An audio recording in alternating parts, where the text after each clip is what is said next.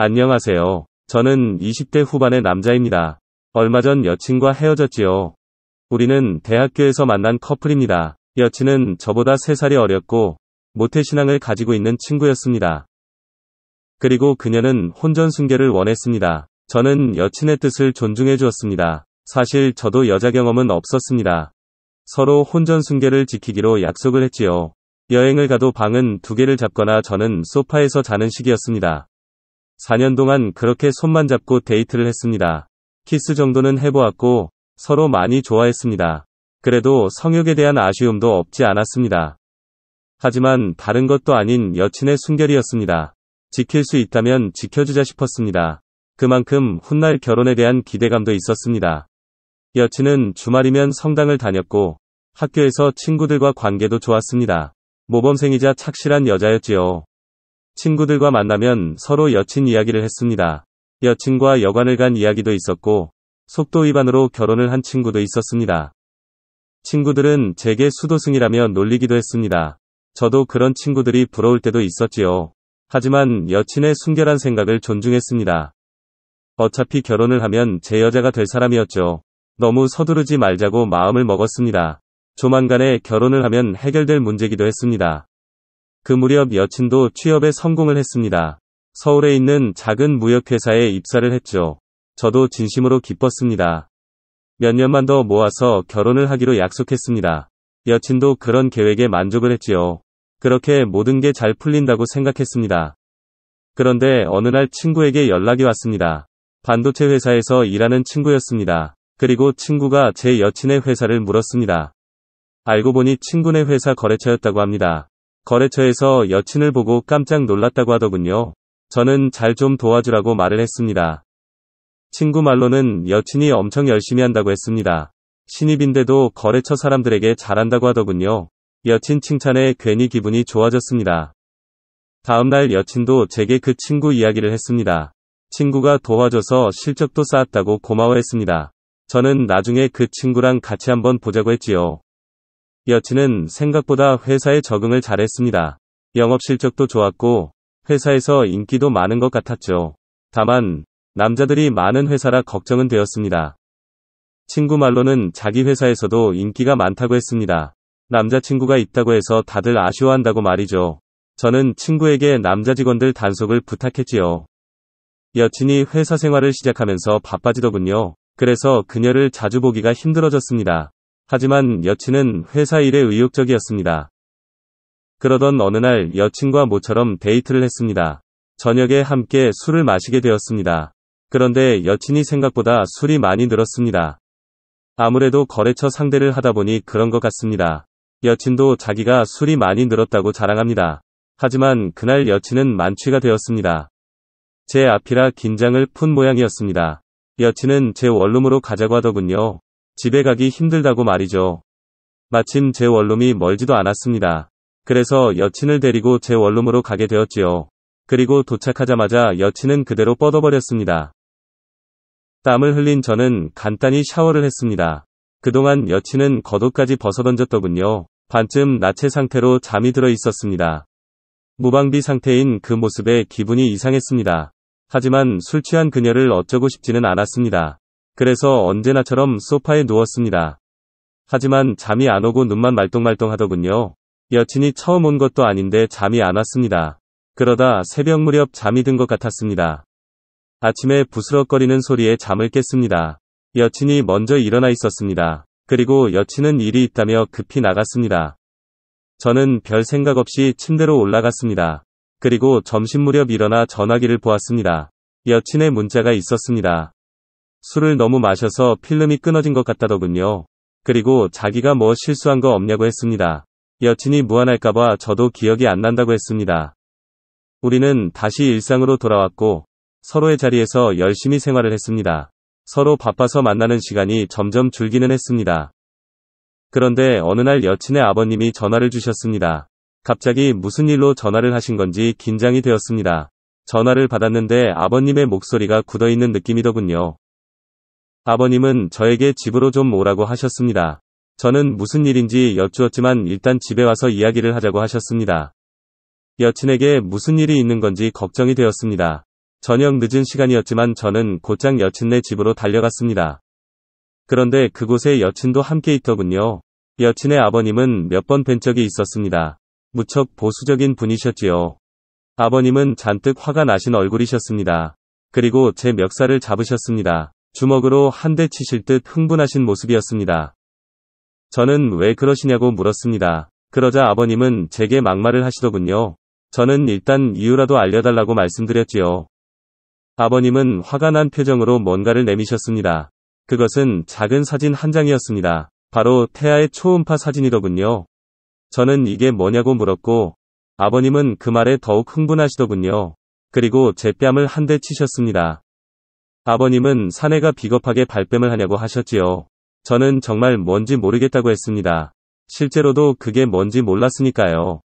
아버님은 제 여친이 임신을 했다며 어떻게 책임을 질 거냐고 따지셨습니다. 저는 순간 크게 놀랐습니다. 임신이라니 생각도 못한 일이었죠. 여친의 혼전순결주의 때문에 욕구도 참아왔는데 갑자기 임신이라고 하더군요. 저는 영문을 알 수 없었고 아버님은 그런 제 모습에 더욱 화를 내셨습니다. 어머님까지 나서서 겨우 말리는 상황이었지요. 상황이 진정되고 이야기를 들어보았습니다. 여친이 임신 테스트를 해보았다가 들킨 모양이었습니다. 그래서 어머님과 오늘 병원을 다녀온 것이었습니다. 여친은 별다른 변명도 없이 울고만 있었습니다.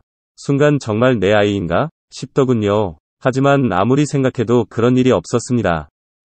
그때 여친이 술에 취했던 그날을 이야기했습니다. 술에 취해서 제 원룸에서 잤다고 하더군요. 그리고 그날 일이 있었던 것 같다고 했습니다. 그 순간 소름이 돋는 기분이었습니다. 여친에게는 기억이 안 난다고 말을 했었습니다. 하지만 그건 여친이 무안할까봐였지요. 그날 저는 술에 취하지 않았고 밤새 소파에서 뒤척이다 새벽에 겨우 잠이 들었습니다. 그 사실은 또렷하게 기억하고 있었습니다. 그래서 여친에게 다시 물었습니다. 정말 내 아이냐고 말이죠. 그러자 여친이 제게 막말을 하더군요. 취한 자기를 덮친 파렴치한으로 만들더군요. 여친 부모님도 크게 화를 내셨습니다. 여친의 집안은 한바탕 난리가 났습니다. 흥분이 가라앉고 다시 이야기를 했습니다. 아버님은 이참에 결혼을 하라고 하시더군요. 제 아이를 임신한 것이라면 당연히 그래야겠죠. 하지만 저는 억울했습니다. 그래서 그렇게 못하겠다고 말씀드렸고 제 아이가 아니라고 말씀드렸습니다. 아버님이 다시 흥분하셨지만 저는 제 이야기를 다 했습니다. 아무런 관계가 없었다고 말이죠. 이번에는 여친이 따졌습니다. 기억도 안 나는데 어떻게 그렇게 확신하냐고 합니다. 저는 사실 술에 취하지 않았었다고 했습니다. 필요하면 원룸 CCTV 영상도 보자고 했습니다. 그리고 뱃속 아이의 친자 확인 검사도 하자고 했지요. 확실히 그녀와 아무런 관계도 없었으니까요. 그리고 그 일이 있었던 게 2주도 안 된 일입니다. 그 짧은 시간에 초음파 사진까지 가능하냐고 물었지요. 그러자 어머님이 당황해 하십니다. 너무 놀라 사실관계 확인도 안 하신 것이었죠. 여친 역시 깊이 생각할 겨를도 없었던 모양이었고요. 그제야 여친도 아차하는 표정이 되었죠. 알고 보니 이미 임신 6주차라더군요. 그 이야기에 부모님도 아무런 말씀 못 하시더군요. 결국 저는 그대로 자리에서 일어났습니다. 제 뺨을 때린 아버님은 헛기침만 하시더군요. 억울하기도 했고 여친에게 화도 났었습니다. 하지만 누구 하나 제게 사과는 하지 않더군요. 무엇보다 여친의 임신 사실이 충격이었습니다. 따로 만났다면 제가 여친의 뺨을 때렸을 것 같았죠. 결국 저는 그대로 그 집을 나와버렸습니다. 그날 여친에게 연락이 왔지만 받지 않았습니다. 심각한 배신감에 잠이 오지 않았습니다. 대체 뭘 위해서 욕구를 참아왔나 싶더군요. 허탈감에 아무런 의욕이 없기도 했고 불쑥불쑥 화가 치밀기도 했습니다. 미친놈처럼 그렇게 하루 종일 멍하게 시간을 보냈지요. 그런데 며칠 뒤 친구에게서 연락이 왔습니다. 여친 때문에 회사에 난리가 났다더군요. 여친이 어느 직원을 아이 아빠로 지목한 것이죠. 하지만 그 직원은 발뺌을 했고 시기도 맞지 않았던 모양이었습니다. 결국 아이 아빠를 찾지 못했지요. 그 외에도 남자가 더 있었던 모양입니다. 남자들 대부분이 대기업 직원들이었지요. 스펙도 저보다 좋은 남자들이었습니다. 그 일로 여친이 여러 남자와 잔 사실이 알려진 것이죠. 그 중에는 유부남도 있었던 모양이었습니다. 정말이지 너무 충격적이었습니다. 제게는 혼전순결을 강요하던 여친이 스펙 좋은 남자들에게는 쉬운 여자였습니다. 제가 바보처럼 느껴지더군요. 그 뒤에 여친은 회사에서 잘렸고요. 아이는 중절 수술을 했다고 들었습니다. 그리고 제게 너무 힘들다며 연락을 하더군요. 순간 분노가 치밀어 오르더군요. 나는 아직도 정신을 못 차릴 정도로 힘든데 어떻게 용서를 해달라는 말이 나오나 싶더군요. 잠깐 실수였다며 용서를 해달라고 하더군요. 그래서 이젠 아무런 감정도 없다고 했고 다시는 안 봤으면 좋겠다고 말을 했습니다. 그녀는 끝까지 울면서 애원을 하더군요. 하지만 이야기를 들을수록 분노만 치밀어 올랐습니다. 그래서 전화를 끊고 번호도 차단을 해버렸습니다. 그렇게 제 사랑은 비참하게 끝이 났습니다. 이제 그만 훌훌 털어버려야 하는데 바보같이 그게 쉽지가 않네요. 영상 시청 감사합니다.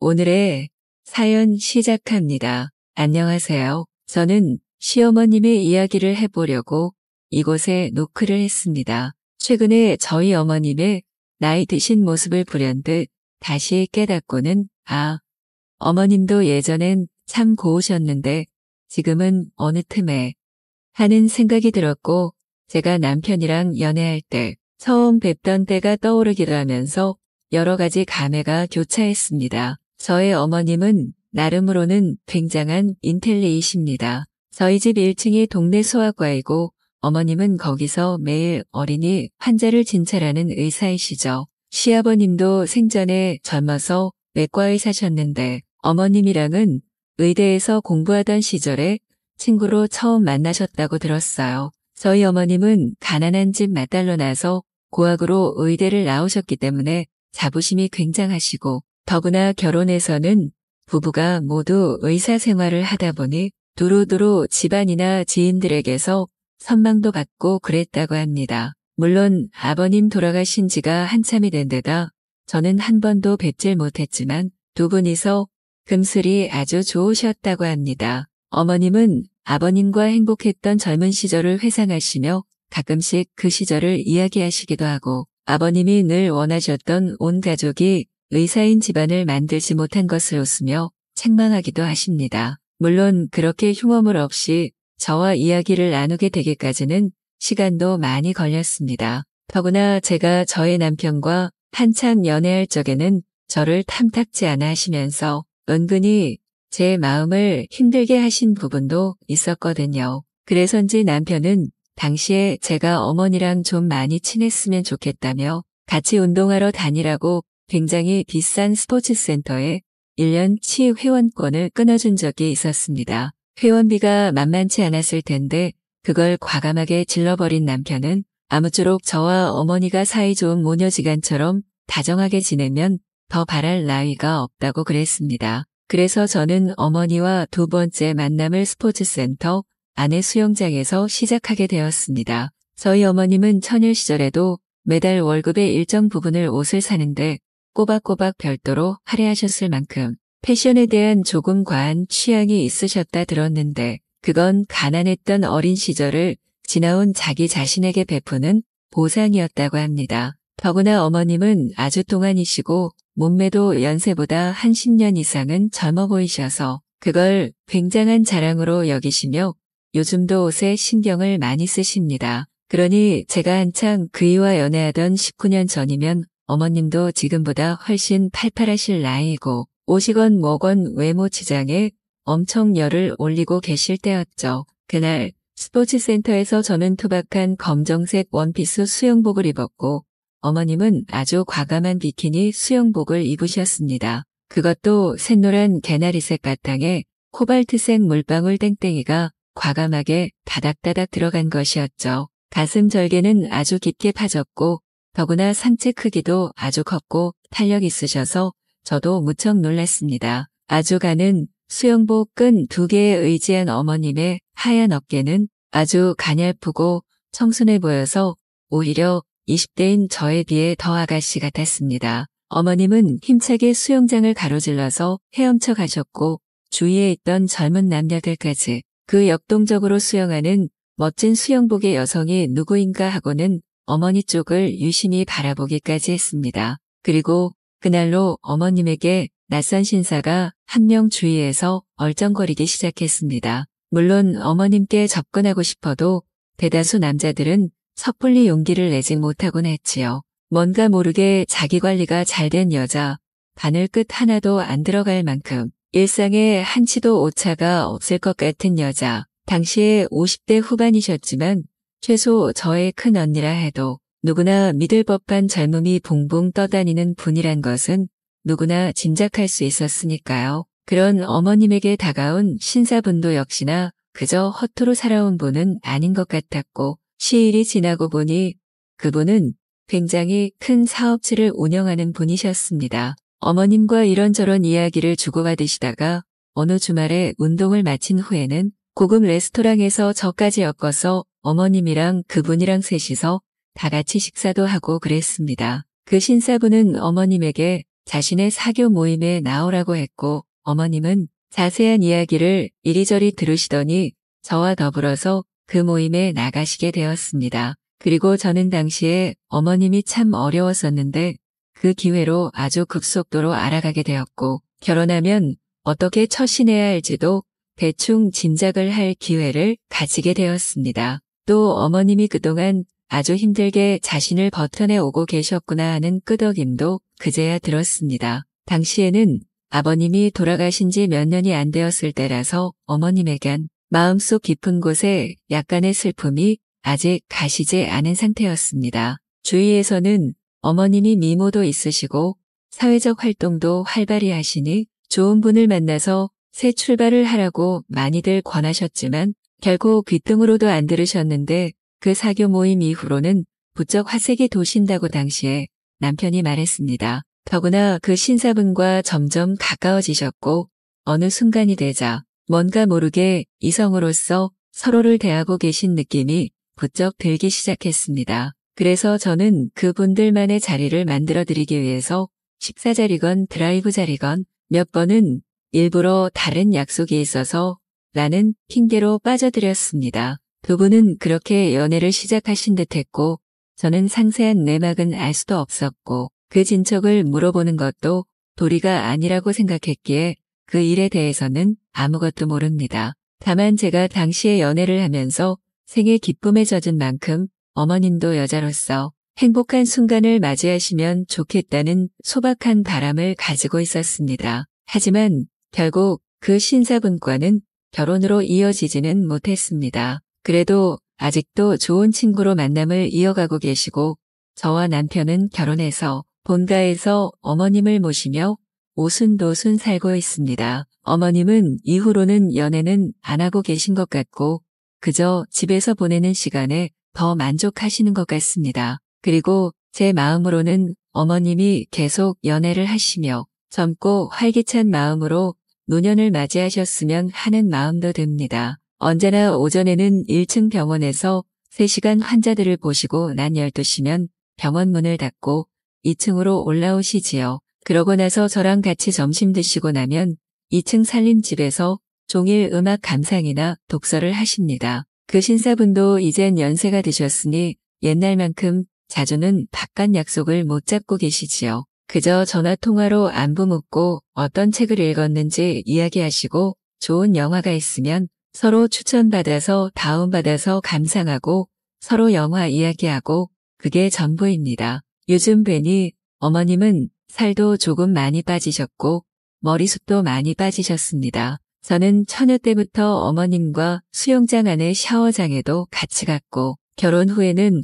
목욕탕도 같이 다니기에 어머님이 나이 들어가시면서 육체적으로 변화해 가는 과정을 오롯이 지켜봐 왔습니다. 그렇기에 황혼기의 어머님의 모습은 제게 많은 것을 생각하게 하지요. 여자로서의 아름다움과 삶, 그것은 순간적인 것일 수도 있지만 나이가 많건 적건 여자인 것은 똑같다는 사실을 알게 되었습니다. 그리고 그 젊음의 한순간을 위해서 열심히 자신의 삶을 개척하는 그 아름다운 여정이 있었기에 여성성을 뽐내는 순간이 더 같이 있어진다는 사실을 깨닫게 된 것입니다.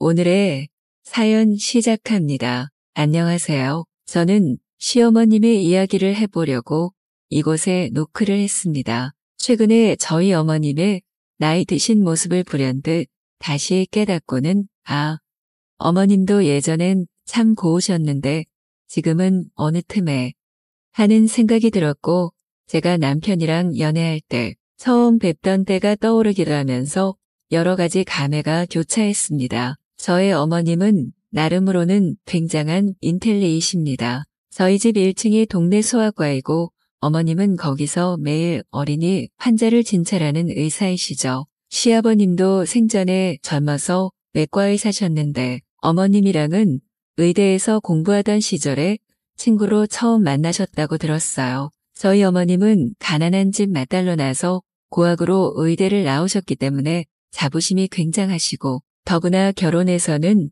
부부가 모두 의사 생활을 하다 보니 두루두루 집안이나 지인들에게서 선망도 받고 그랬다고 합니다. 물론 아버님 돌아가신 지가 한참이 된 데다 저는 한 번도 뵙질 못했지만 두 분이서 금슬이 아주 좋으셨다고 합니다. 어머님은 아버님과 행복했던 젊은 시절을 회상하시며 가끔씩 그 시절을 이야기하시기도 하고 아버님이 늘 원하셨던 온 가족이 의사인 집안을 만들지 못한 것을 웃으며 책망하기도 하십니다. 물론 그렇게 흉어물 없이 저와 이야기를 나누게 되기까지는 시간도 많이 걸렸습니다. 더구나 제가 저의 남편과 한참 연애할 적에는 저를 탐탁지 않아 하시면서 은근히 제 마음을 힘들게 하신 부분도 있었거든요. 그래서인지 남편은 당시에 제가 어머니랑 좀 많이 친했으면 좋겠다며 같이 운동하러 다니라고 굉장히 비싼 스포츠센터에 1년치 회원권을 끊어준 적이 있었습니다. 회원비가 만만치 않았을 텐데 그걸 과감하게 질러버린 남편은 아무쪼록 저와 어머니가 사이좋은 모녀지간처럼 다정하게 지내면 더 바랄 나위가 없다고 그랬습니다. 그래서 저는 어머니와 두 번째 만남을 스포츠센터 안의 수영장에서 시작하게 되었습니다. 저희 어머님은 처녀 시절에도 매달 월급의 일정 부분을 옷을 사는데 꼬박꼬박 별도로 할애하셨을 만큼 패션에 대한 조금 과한 취향이 있으셨다 들었는데 그건 가난했던 어린 시절을 지나온 자기 자신에게 베푸는 보상이었다고 합니다. 더구나 어머님은 아주 동안이시고 몸매도 연세보다 한 10년 이상은 젊어 보이셔서 그걸 굉장한 자랑으로 여기시며 요즘도 옷에 신경을 많이 쓰십니다. 그러니 제가 한창 그이와 연애하던 19년 전이면 어머님도 지금보다 훨씬 팔팔하실 나이이고 옷이건 뭐건 외모 치장에 엄청 열을 올리고 계실 때였죠. 그날 스포츠센터에서 저는 투박한 검정색 원피스 수영복을 입었고 어머님은 아주 과감한 비키니 수영복을 입으셨습니다. 그것도 샛노란 개나리색 바탕에 코발트색 물방울 땡땡이가 과감하게 다닥다닥 들어간 것이었죠. 가슴 절개는 아주 깊게 파졌고 더구나 상체 크기도 아주 컸고 탄력 있으셔서 저도 무척 놀랐습니다. 아주 가는 수영복 끈 2개에 의지한 어머님의 하얀 어깨는 아주 가냘프고 청순해 보여서 오히려 20대인 저에 비해 더 아가씨 같았습니다. 어머님은 힘차게 수영장을 가로질러서 헤엄쳐 가셨고 주위에 있던 젊은 남녀들까지 그 역동적으로 수영하는 멋진 수영복의 여성이 누구인가 하고는 어머니 쪽을 유심히 바라보기까지 했습니다. 그리고 그날로 어머님에게 낯선 신사가 한 명 주위에서 얼쩡거리기 시작했습니다. 물론 어머님께 접근하고 싶어도 대다수 남자들은 섣불리 용기를 내지 못하곤 했지요. 뭔가 모르게 자기관리가 잘된 여자, 바늘 끝 하나도 안 들어갈 만큼 일상에 한치도 오차가 없을 것 같은 여자, 당시에 50대 후반이셨지만 최소 저의 큰 언니라 해도 누구나 믿을 법한 젊음이 붕붕 떠다니는 분이란 것은 누구나 짐작할 수 있었으니까요. 그런 어머님에게 다가온 신사분도 역시나 그저 허투루 살아온 분은 아닌 것 같았고 시일이 지나고 보니 그분은 굉장히 큰 사업체를 운영하는 분이셨습니다. 어머님과 이런저런 이야기를 주고받으시다가 어느 주말에 운동을 마친 후에는 고급 레스토랑에서 저까지 엮어서 어머님이랑 그분이랑 셋이서 다 같이 식사도 하고 그랬습니다. 그 신사분은 어머님에게 자신의 사교 모임에 나오라고 했고 어머님은 자세한 이야기를 이리저리 들으시더니 저와 더불어서 그 모임에 나가시게 되었습니다. 그리고 저는 당시에 어머님이 참 어려웠었는데 그 기회로 아주 급속도로 알아가게 되었고 결혼하면 어떻게 처신해야 할지도 대충 짐작을 할 기회를 가지게 되었습니다. 또 어머님이 그동안 아주 힘들게 자신을 버텨내 오고 계셨구나 하는 끄덕임도 그제야 들었습니다. 당시에는 아버님이 돌아가신 지 몇 년이 안 되었을 때라서 어머님에겐 마음속 깊은 곳에 약간의 슬픔이 아직 가시지 않은 상태였습니다. 주위에서는 어머님이 미모도 있으시고 사회적 활동도 활발히 하시니 좋은 분을 만나서 새 출발을 하라고 많이들 권하셨지만 결국 귓등으로도 안 들으셨는데 그 사교 모임 이후로는 부쩍 화색이 도신다고 당시에 남편이 말했습니다. 더구나 그 신사분과 점점 가까워지셨고 어느 순간이 되자 뭔가 모르게 이성으로서 서로를 대하고 계신 느낌이 부쩍 들기 시작했습니다. 그래서 저는 그분들만의 자리를 만들어드리기 위해서 식사 자리건 드라이브 자리건 몇 번은 일부러 다른 약속이 있어서 라는 핑계로 빠져들였습니다. 두 분은 그렇게 연애를 시작하신 듯했고 저는 상세한 내막은 알 수도 없었고 그 진척을 물어보는 것도 도리가 아니라고 생각했기에 그 일에 대해서는 아무것도 모릅니다. 다만 제가 당시에 연애를 하면서 생의 기쁨에 젖은 만큼 어머님도 여자로서 행복한 순간을 맞이하시면 좋겠다는 소박한 바람을 가지고 있었습니다. 하지만 결국 그 신사분과는 결혼으로 이어지지는 못했습니다. 그래도 아직도 좋은 친구로 만남을 이어가고 계시고 저와 남편은 결혼해서 본가에서 어머님을 모시며 오순도순 살고 있습니다. 어머님은 이후로는 연애는 안 하고 계신 것 같고 그저 집에서 보내는 시간에 더 만족하시는 것 같습니다. 그리고 제 마음으로는 어머님이 계속 연애를 하시며 젊고 활기찬 마음으로 노년을 맞이하셨으면 하는 마음도 듭니다. 언제나 오전에는 1층 병원에서 3시간 환자들을 보시고 난 12시면 병원 문을 닫고 2층으로 올라오시지요. 그러고 나서 저랑 같이 점심 드시고 나면 2층 살림집에서 종일 음악 감상이나 독서를 하십니다. 그 신사분도 이젠 연세가 드셨으니 옛날만큼 자주는 바깥 약속을 못 잡고 계시지요. 그저 전화통화로 안부 묻고 어떤 책을 읽었는지 이야기하시고 좋은 영화가 있으면 서로 추천받아서 다운받아서 감상하고 서로 영화 이야기하고 그게 전부입니다. 요즘 뵈니 어머님은 살도 조금 많이 빠지셨고 머리숱도 많이 빠지셨습니다. 저는 처녀 때부터 어머님과 수영장 안의 샤워장에도 같이 갔고 결혼 후에는 목욕탕도 같이 다니기에